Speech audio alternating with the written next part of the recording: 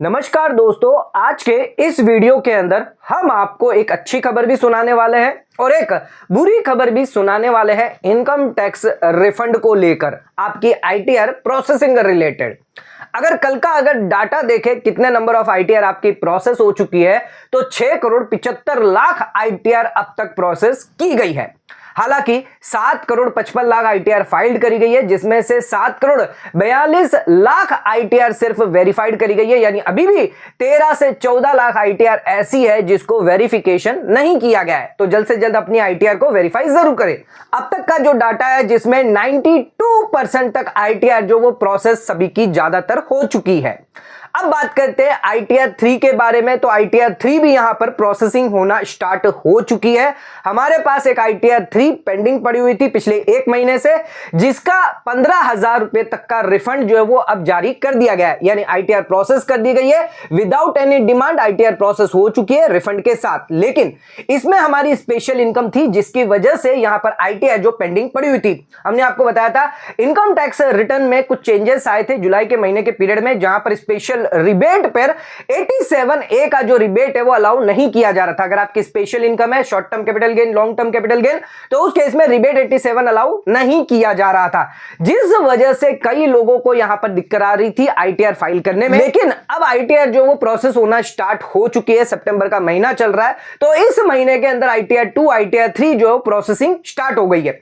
लेकिन कौन सी आईटीआर जो है वो प्रोसेस हो रही है, कौन सी नहीं हो रही है, इसके बारे में थोड़ी सी आपको जानकारी दे दे। वही आईटीआर प्रोसेस हो रही है आईटीआर 2, आईटीआर 3 जिनमें स्पेशल इनकम है लेकिन लॉन्ग टर्म कैपिटल गेन है, जहां पर 1 लाख रुपए तक अगर आपका एग्जेम्प्ट है तो उस केस में वो आईटीआर प्रोसेस हो रही है, भले ही वो रिफंड की क्यों ना हो। हमारे पास एक आईटीआर 2 जिसमें बिल्कुल भी रिफंड नहीं है, यानी निल रिफंड है, उसके बावजूद भी वो प्रोसेस नहीं हो रही है क्योंकि वहां पर शॉर्ट टर्म कैपिटल गेन है, इंट्राडे ट्रेडिंग है, जिस वजह से वो आईटीआर अभी तक प्रोसेस नहीं हुई है। लेकिन आईटीआर 3 जिसके अंदर 15,000 रुपए तक का रिफंड बन रहा था वो आईटीआर प्रोसेस हो चुके हैं, क्योंकि वहां पर लॉन्ग टर्म कैपिटल गेन है जो 1 लाख तक एग्जेम्प्ट होता है, जिसके तहत यहां पर आईटीआर प्रोसेस की गई है। तो दोस्तों ध्यान रखिएगा, जिन लोगों की आईटीआर 2, आईटीआर 3, जिन लोगों का एग्जेम्प्ट हो रही है इनकम, उन लोगों की आईटीआर प्रोसेस हो रही है, उनका रिफंड भी जो है आ रहा है। अब ये तो हमने आपको बता दी एक अच्छी जानकारी कि यहां पर आईटीआर 2, आईटीआर 3 जो प्रोसेस होना स्टार्ट हो चुकी है, लेकिन जिन लोगों की आईटीआर प्रोसेस हुई है उन लोगों के रिफंड रिलेटेड बहुत सारी प्रॉब्लम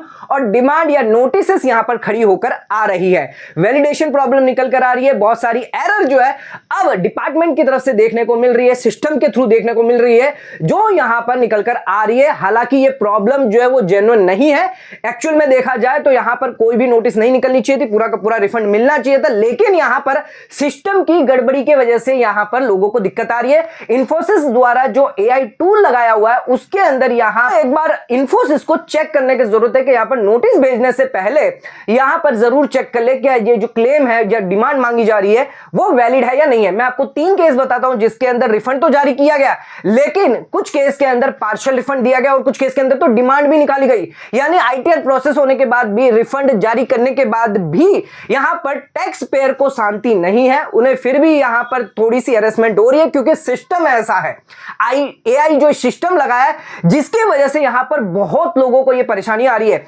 आइए 3 केस मैं आपको बताता हूं जिसके अंदर रिफंड इश्यू किया गया लेकिन नोटिस हो या फिर डिमांड यहां पर जारी कर दी गई है। आइए सबसे पहला केस देख लेते हैं। यहां पर इनकम टैक्स रिटर्न इनकी प्रोसेस तो कर दी गई, रिफंड भी जारी कर दिया गया, लेकिन यहां पर validation bank account related error जो है यहां पर उनको शो कर रही है उनके इनकम टैक्स पोर्टल पर। कहा जा रहा है कि आपका जो पैन कार्ड है वो आपके बैंक अकाउंट से लिंक नहीं है, जिस वजह से आपका जो रिफंड है वो अटका हुआ है। यहां पर उन्होंने ग्रेवियांस भी डाली जिसके अंदर उनको ग्रेवियांस भी उनकी जो है क्लोज कर दी गई, ये बताते हुए कि आपको वापस रिफंड री इश्यू रिक्वेस्ट करनी होगी, अपने बैंक अकाउंट को वैलिडेशन करना होगा। क्लाइंट या टैक्स पेयर का यह कहना था कि अब तक तो इतने सालों से हमें इसी बैंक अकाउंट में जो रिफंड आ रहा था, लेकिन अचानक इस बार क्या हो गया कि रिफंड जो हमारा अटका जा रहा है। कई लोगों का इसमें जवाब था कि यहां पर आप अपनी बैंक अकाउंट को अपडेट कर दे, मोबाइल नंबर या फिर ईमेल आईडी डालकर वापस रीवैलिडेट कर दे, उसके बाद आपका जो रिफंड है वो आ जाएगा। कुछ लोगों का कहना था कि एआईएस में तो हमारा सेविंग इंटरेस्ट आ रहा है लेकिन फिर भी हमारा बैंक जो है वो वैलिडेशन नहीं दिखा रहा है। तो दोस्तों इस केस में आपको क्या करना है, आपको अपना बैंक जो आपने ऐड किया हुआ उसको वापस रीवैलिडेशन के लिए भेज दें। हफ्ता भर आपको लग जाएगा, जिसके बाद आपका जो रिफंड है वो प्रोसेस हो जाएगा। कई बार ऐसा होता है कि इनकम टैक्स डिपार्टमेंट जो पोर्टल को वो अपडेट करता है, जिसकी वजह से यहां पर देखा जाता है कि जो बैंक है वो रीवैलिडेशन प्रोसेस में आ जाती है वापस, यानी वैलिडेशन से हट जाती है, जिसकी वजह से कई बार ये दिक्कत आती है। तो एक बार आप वैलिडेशन कर दीजिए, उसके बाद जैसे आपका वैलिडेशन हो जाए उसको नॉमिनेट करने के बाद आप रिफंड री इश्यू की रिक्वेस्ट वापस जारी कर दें, जिसके बाद आपका जो पैसा रिफंड है वो आ जाएगा। तो यहां पर देखा जा रहा है कि भले आपकी आईटीआर प्रोसेस हो गई है लेकिन रिफंड रिलेटेड भी लोगों को दिक्कतें आ रही है। आइए इसके अलावा दो टैक्स पेयर है जिनकी सेम प्रॉब्लम आ रही है, जिनको पार्शियल रिफंड जारी किया गया है, जिसमें जो रिफंड है वो सिर्फ आधा ही रिफंड जारी किया गया है, जबकि 26A के अंदर उनका पूरा रिफंड यहां पर दिखाई दे रहा है। आइए इनका क्या केस है वो भी जान लेते हैं। यहां पर अगले दो टैक्स पेयर है जिनका पार्शियल रिफंड जारी किया गया, उनकी आईटीआर प्रोसेस करी गई, उनको रिफंड जारी किया गया, लेकिन यहां पर यह कहा गया कि आपको सिर्फ पार्शियली रिफंड अलाउ किया जाएगा, यानी जितना रिफंड मांगा था 3 लाख रुपए उसमें से आधा ही रिफंड उनका जो है वो मैच किया गया है 26A से, बाकी का जो रिफंड है वो मैच नहीं किया गया। जबकि उन टैक्स पेयर के 26A को चेक करने के बाद यह पता चला कि उनकी में से एक की सैलरी थी 23 लाख रुपए, जिसमें से 3 लाख रुपए उनका टीडीएस डिडक्ट हुआ था।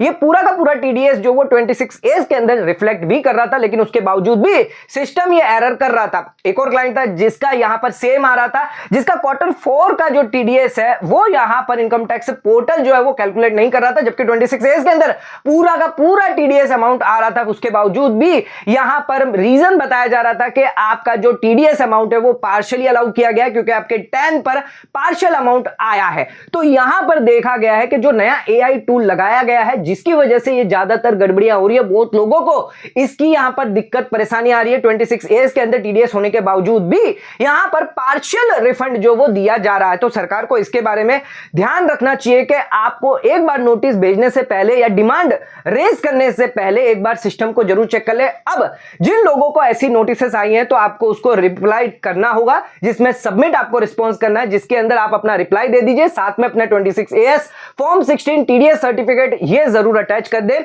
जिसके बाद आप अपना क्लेम जो वो आसानी से ले सकते हैं। तो लोगों को दिक्कतें आ रही है रिफंड रिलेटेड, यहां पर प्रॉब्लम्स आ रही है बहुत ज्यादा।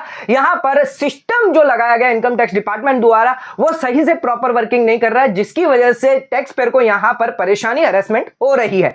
तो सरकार को इसके बारे में ध्यान रखना चाहिए कि रिफंड जो वो स्मूथली बैंक अकाउंट में आ जाए, टैक्स पेयर को परेशानी ना हो, यहां पर ज्यादा समय ना लगे, जिस वजह सरकार को इसके बारे में जरूर कोई एक्शन लेना चाहिए। तो दोस्तों आज का वीडियो अगर आपको पसंद आया तो वीडियो को लाइक शेयर सब्सक्राइब जरूर करिएगा, ज्यादा शेयर जरूर करिएगा। धन्यवाद।